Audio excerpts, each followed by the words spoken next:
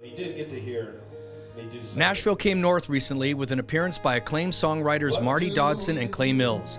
Earlier this week, they spoke to us about their online venture, Songtown. Today, on part 2, they take us inside Music Row.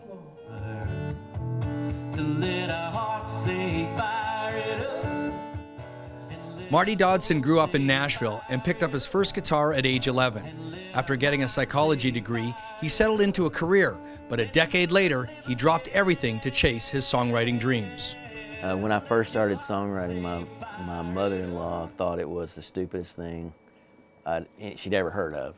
And she would always say, well, have you sold any songs yet? And I would have, it was humiliating to keep saying, well, no, I've got one on hold, and she didn't even know what that was.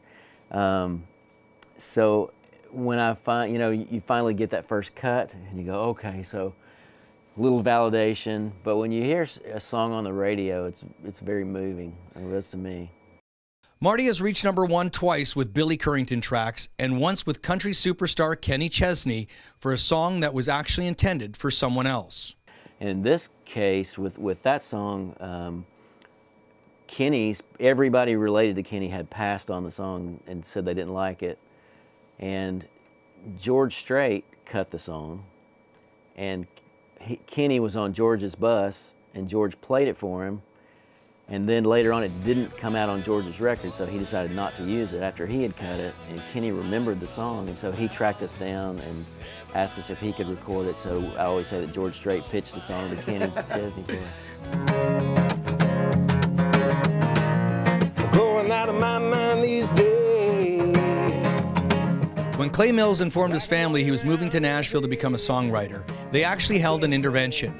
For a while, it looked like he should have listened, but his persistence paid off when this song reached #1 for Diamond Rio.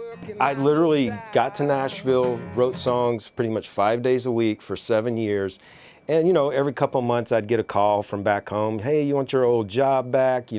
What are you doing?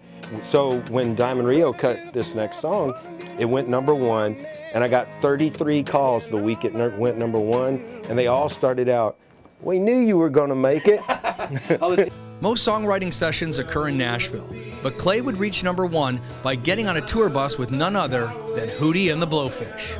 And I climbed on a tour bus in Kentucky, I believe it was, and we drove to Chicago. And on that first weekend, we wrote Don't Think I Don't Think About It, which was his first #1 song ever as an artist. So it's pretty cool. How were you able to get to him so quickly?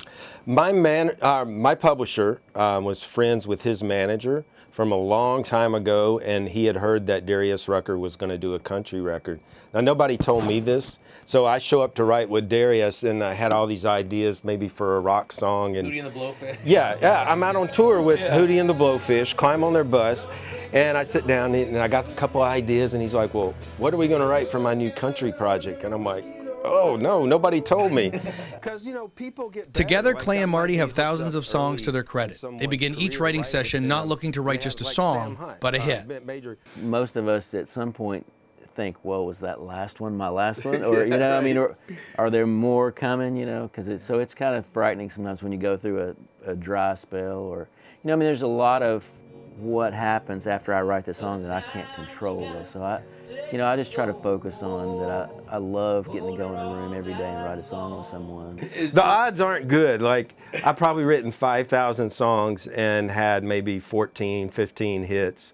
Right. So, and a few hundred cuts by major artists where they record a song on the album, but it's not released to radio. Thanks to Clay and Marty for joining us here on The Source today and for giving us an insider's look at what songwriting is like in Nashville, Tennessee. Reporting for The Source, I'm Neal.